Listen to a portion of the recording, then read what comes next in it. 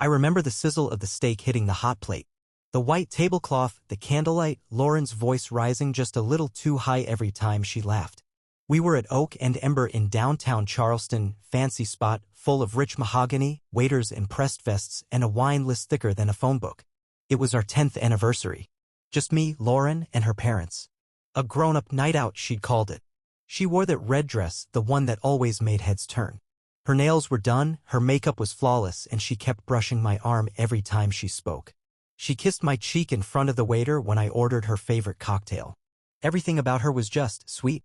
Too sweet. Like she was trying to sell something. About halfway through appetizers, my phone buzzed. I glanced down. Work. I excused myself, muttered something about a quick call, and stepped outside into the warm night air. I was pacing near the valet stand when I saw her. A woman. Maybe early 30s. Blonde bob, jeans and a black jacket like someone heading to or from a bar. She walked straight toward me and stopped, calm as a librarian. "Don't drink that," she said, nodding toward the restaurant behind me. "She put something in your cocktail." I blinked. "What?" She didn't flinch. "Your drink. She slipped something in while you were in the bathroom earlier. Or while you weren't looking." My first reaction? I laughed. I mean, what else do you do when a stranger drops a bomb like that? I assumed she had the wrong guy, or maybe she was some jealous ex of mine pulling a prank. "Okay," I said, smiling awkwardly. "Thanks for the heads up." She just stared at me for a second, then walked away. I stood there, heart tapping just a little faster. There was no reason to believe her, right? But when I walked back inside and saw Lauren leaning in close to her dad, laughing like she was trying too hard, something felt off. I sat back down, glanced at the glasses. Mine was on the right. Hers on the left. I waited for a moment when no one was watching, then casually swapped them. 10 minutes later, Lauren was in the middle of complimenting the filet mignon when her voice slowed. Her eyes fluttered. She blinked rapidly like she was trying to stay awake. Then her head dipped. Her forehead hit the edge of the plate with a dull thud and she collapsed forward into her steak. Her mother screamed. Her father shot to his feet. I grabbed my phone and called 911, shouting for help. Lauren was breathing barely but totally unresponsive. The staff rushed over, tried to roll her onto her side. Someone ran for water. A waiter cleared the table like that would fix it. The whole place went quiet, the kind of silence you only hear when something goes really, really wrong. I remember kneeling next to her, holding her wrist, trying to feel a pulse. My mind spinning. And through all of it, just one thought: I wasn't the one who passed out. And whatever she took, I never touched it. The paramedics arrived fast. One of them, a younger guy with short dark hair, looked at Lauren, then back at me. He hesitated for half a second. Then he said, kind of under his breath, "You're the second one today." I stared at him. "What?" He didn't answer. Just helped load Lauren onto the stretcher like it was any other overdose call. But that sentence wouldn't leave me. The second one today. What the hell was happening? The hospital room was cold and way too quiet. Just the hum of machines and the soft beeping of her heart monitor. Lauren lay on the bed, pale and motionless, her lipstick smeared slightly from the oxygen mask they'd pulled off earlier. Her mom was by her side, dabbing her forehead with a damp cloth like she was a child who'd fallen asleep at the dinner table. Her dad sat stiffly in the corner, eyes glued to his phone, thumb scrolling like he was reading something important, but he hadn't said a word since we got here. Lauren stirred a little and blinked, slow and glassy. I stood up from the plastic chair beside her bed. "Hey," I said gently, leaning in. "You with us?" Her eyes moved toward me, but it took a second for her face to register anything. "What happened?" "You passed out at dinner," I said. "Ambulance brought you here." She frowned like she was trying to recall a dream. "God. I don't remember. Maybe it was a panic attack." Her mom's hand froze mid-dab. "A panic attack?" Lauren nodded weakly. I've been under a lot of stress. You know, with the salon and the anniversary. I felt dizzy, that's all." I glanced at the doctor who'd walked in a minute earlier. He was flipping through the chart. "Doesn't look like a panic attack," he said flatly. "Blood tests show sedatives. Zalplan, maybe?" "Still waiting on full tox screen." Lauren blinked. "What is that?" "It's a strong sleep aid," the doctor replied, looking at her, not me. "Prescription only. Not something you'd take by accident." Her face went blank for a beat too long. Then she forced a weak laugh. "I only drank champagne. Same as him." She pointed at me. Her voice had a hint of fake innocence, like she was trying to say the right words before the room turned on her. But she was lying. I hadn't had champagne. I'd ordered us cocktails at the start. Mine had a lemon twist, hers had a sprig of rosemary. I switched them. I never drank mine. And she sure as hell hadn't been sipping champagne. Her mom looked between us, confused and increasingly worried.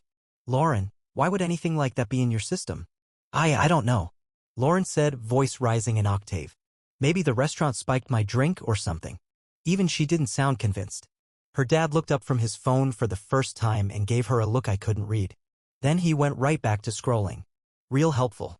A couple hours later, they released her. She was still groggy and slow on her feet, but insisted she didn't need a wheelchair.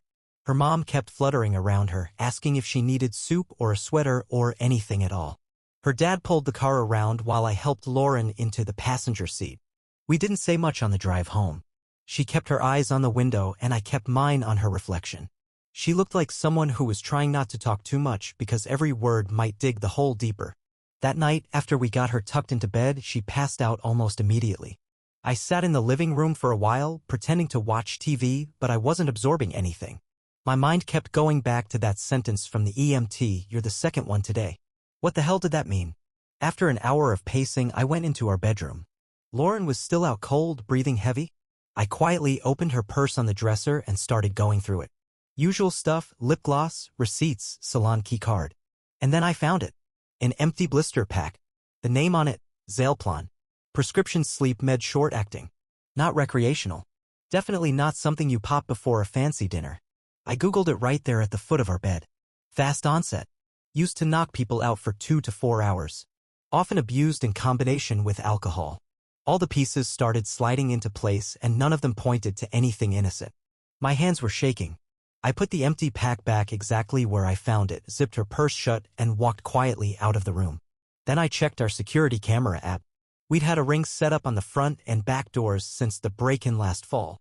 I hadn't looked at it in weeks, but something told me I should. I tapped into the feed from earlier that day. There it was. At 3:42 p.m., just 2 minutes after I ran out for groceries, the back camera went dark. Disabled. She had turned it off. Why? Whatever the plan was, it didn't start at dinner. I didn't sleep much after that. By the time morning came, I'd gone over the footage at least a dozen times, even though it only showed that single detail. The back camera went offline just minutes after I left the house. When I asked Lauren about it over coffee, real casual, like I was just making conversation, she said maybe the Wi-Fi glitched. Then she changed the subject before I could press. That day I went out and bought another camera.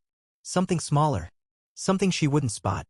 I tucked it under the back awning by the laundry room, aimed it low and wide, covering the whole backyard and side fence. The first night? Nothing. Just raccoons and the neighbor's cat chasing bugs. The second night? Whole different story. It was around 1:30 a.m. when I got the motion alert.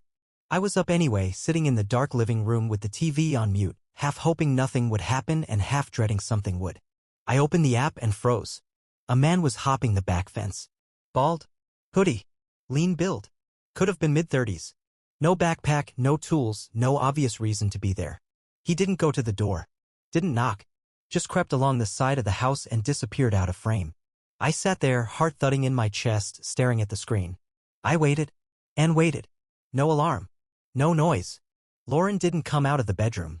I fast-forwarded the footage in 10-minute chunks. And then, around 3:40 a.m., the man came back into frame. Shirtless. He looked calmer, like someone leaving a hotel room after a good night. He climbed back over the fence and jogged out of sight, like it was the most normal thing in the world. The next morning, I waited to see what Lauren would say. She stretched in the doorway like she had a hangover, rubbing her eyes. "God, I couldn't sleep," she muttered, walking into the kitchen. "I went out for a drive around 2 or something." "A drive?" I didn't say anything at first. Just nodded and sipped my coffee. She opened the fridge like nothing had happened. But I'd already checked her car. The alarm log said it hadn't been disarmed all night. The engine was cold. The driveway camera showed it never moved. So no, she didn't go anywhere. But someone came to her. The question wasn't whether she was lying. That was obvious. The question was what they were planning to do to me if I had been the one who passed out that night at dinner. Was this some affair gone sideways? Or something more? I pulled the footage from the camera, downloaded it to a flash drive, and hid it in the garage under my old tool chest. I wasn't ready to go to the cops. Not yet. But I needed to hold on to something. Proof. That day I started watching more closely. Her texts, her calls, her schedule. Lauren started leaving the house in the evenings more often. Always said she was just going to clear her head, or meeting a friend from the salon, but she never mentioned names. Never invited me. She started locking her phone, too. Something was unraveling, and she knew it. But not fast enough. Later that week, the guy came back. Same hoodie, same path. This time I caught a clearer view of the car waiting at the curb. A red sedan. Slight dent in the rear quarter panel. Tinted windows. When he left around for, I zoomed in just in time to catch the first 3 characters of the license plate. That was the first moment I knew, without a doubt, this wasn't random. This wasn't just cheating. They were coming into my house while I was there, sneaking through the backyard like animals. Whatever Lauren had planned the night she slipped that pill into my drink. It hadn't been about killing me. It had been about removing me. And this guy, this stranger creeping into my house at night, he wasn't a fling. He was a partner. By the time the weekend rolled around, I had a plan. I told Lauren I picked up an extra shift at work. Some last-minute overtime, nothing unusual. She nodded, barely looking up from her phone. "That's fine," she said. "I was going to meet Jenny from the salon anyway. She's having a rough week." "Jenny, right?" She kissed my cheek, threw on a loose cardigan, and left around 7. I waited exactly 30 minutes, then grabbed my keys and followed. I didn't have to go far. She wasn't even trying to hide it anymore. 2 blocks from our house, there's a little bar tucked behind a strip mall. Dim lights, cheap drinks, and no windows facing the street. I parked across the lot, shut off the engine, and waited. Sure enough, at 8:53 p.m., she walked in. She wasn't alone. He had his arm around her before the door even closed. Bald hoodie. Seeing them together in daylight or barlight was a whole different kind of gut punch. They weren't just sneaking around like nervous teenagers. They were laughing, smiling, comfortable, like a couple. I snapped a few pictures through the windshield. Lauren's head tilted back in laughter, his hand on her lower back, and waited. About 20 minutes later, they left together, got in the red sedan, and drove 3 more blocks down to a rundown motel behind a gas station. The kind of place that charges by the hour, with flickering vacancy signs and paper-thin curtains. They went in. I stayed in the car. I sat in the parking lot like a stakeout scene from a bad movie, watching that cracked door from the corner of my windshield. 2 hours passed. I was stiff, wired, and freezing despite the warm weather.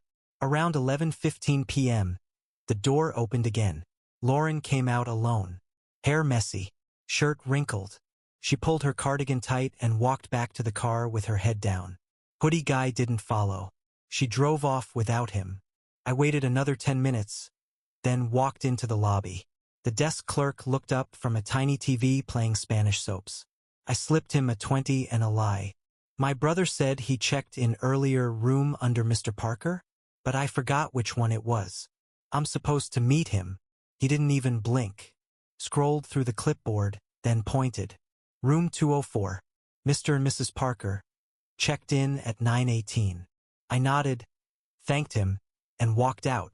Didn't go to the room, didn't need to. Just snapped a photo of the registry page and walked back to the car. Mr. and Mrs. Parker. That's not my last name. Back at the house, Lauren was already in bed, curled up under the sheets like she'd been there for hours. She mumbled, "How was work?" without even opening her eyes. I stared at her for a second too long before answering. Same old. She didn't press. The next morning I printed the photos. All of them. The parking lot, the red car, the bar, the hotel registry. I kept them in a manila envelope in my desk drawer. Locked. I don't know what hurt more. Knowing she was cheating, or realizing how confidently she believed I'd never catch her. It wasn't just betrayal. It was a strategy. I thought about the pill again. About the way her fingers had trembled when she sipped from the glass I switched. She wasn't nervous about the dinner. She was nervous about the after. Whatever was supposed to happen when I blacked out. It had a schedule, and someone else was already lined up to take my place. She didn't want me dead. She wanted me gone. Out of the way. Quiet. Forgettable. Only now I wasn't playing along anymore. I told her we should do a family dinner. Said I'd been thinking about how bad our anniversary turned out and maybe it'd be good to clear the air. I made it sound like an apology, like I finally wanted to smooth things over. She bought it. Lauren smiled and kissed my cheek. That's really mature of you, she said. I think my parents would appreciate that. I bet they would. That Friday night, I made a big meal. Pot roast, garlic mash, roasted carrots, stuff I knew her mom would rave about. Set the table with the good dishes, the wine glasses we'd gotten as a wedding gift. Candles. Cloth napkins. The whole show. Lauren's parents showed up around 7. Her mom brought dessert. Her dad gave me a nod, no eye contact.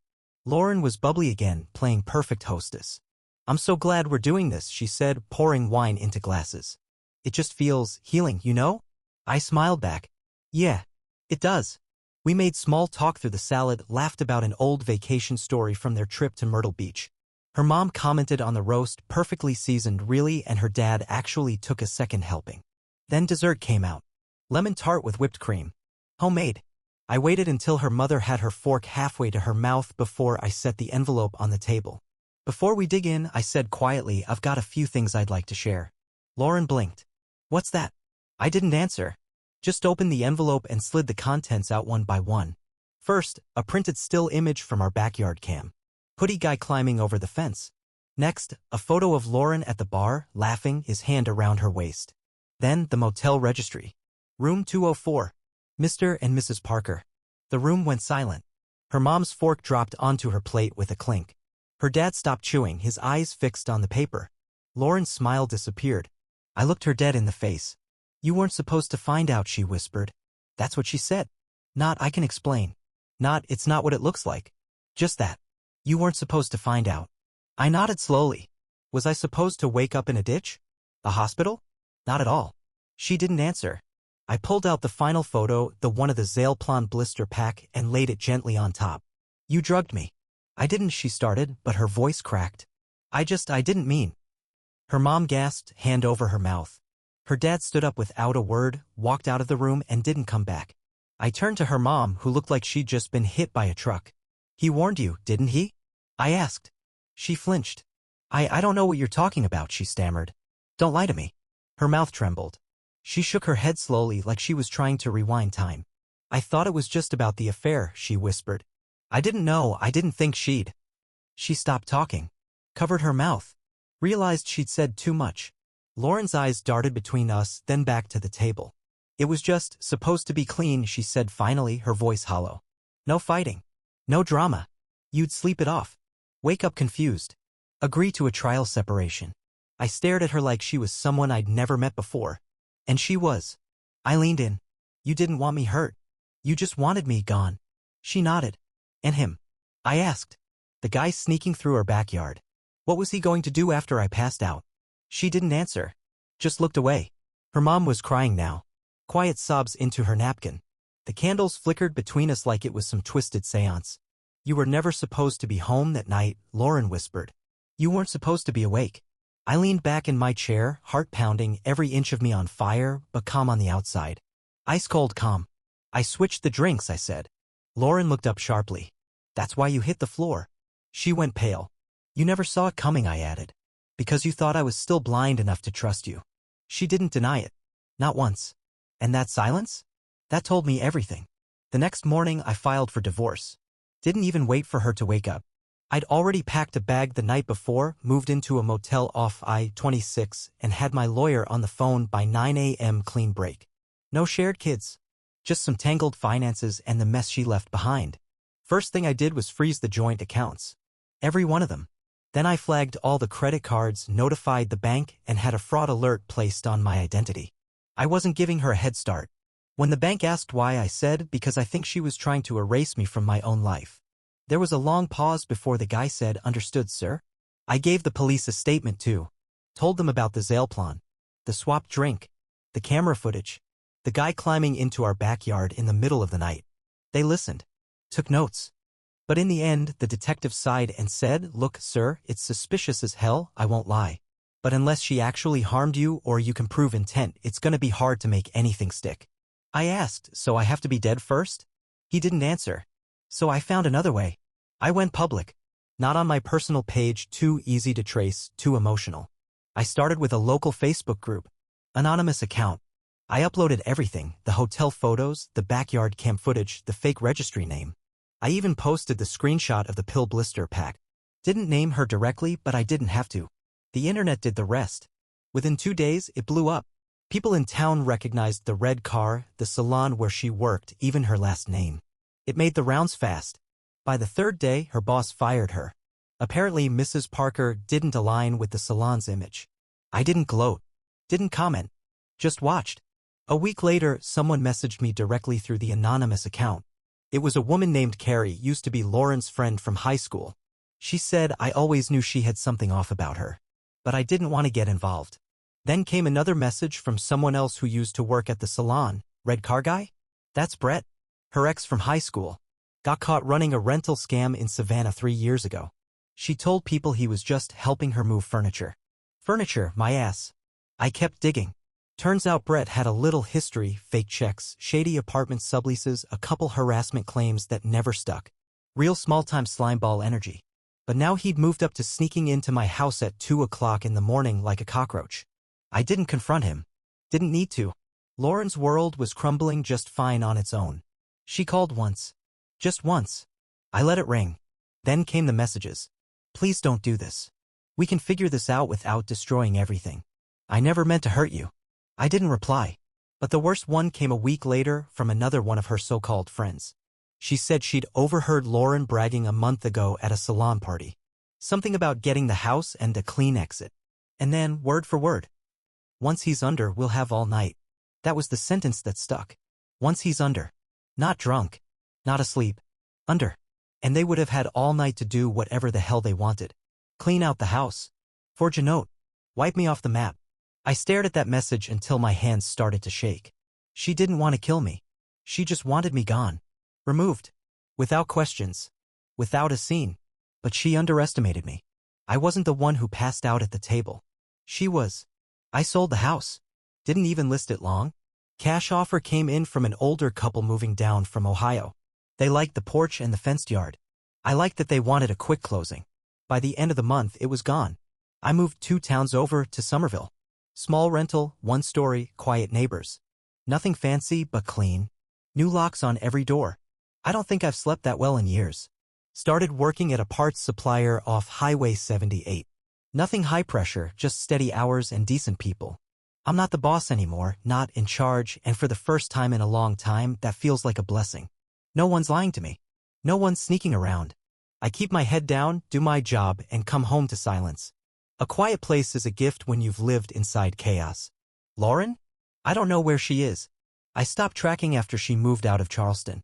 Her name popped up once in a news article a few months back, fraud charges. Something about using someone else's ID to rent a car in Savannah and never returning it. Same red sedan. Same bad choices. It didn't surprise me. That was always where it was headed. She didn't call again. Never showed up at my new place. Maybe she got the message.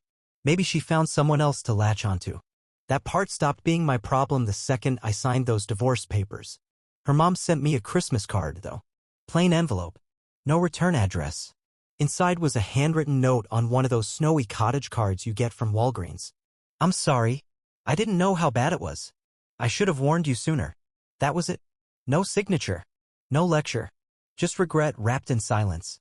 I didn't write back. But I kept the card. Sometimes people finally see the truth even if it comes way too late. I still have the footage, by the way. The backyard cam. The red car. The motel check-in. I keep it all on a flash drive in my sock drawer, tucked behind old utility bills and spare keys. Not because I need it anymore, but because if she ever comes back, if either of them ever try to rewrite the story, I'll be ready. But truth be told, I haven't watched it since. Don't need to. I remember it all clearly. Every second. Every look. Every lie.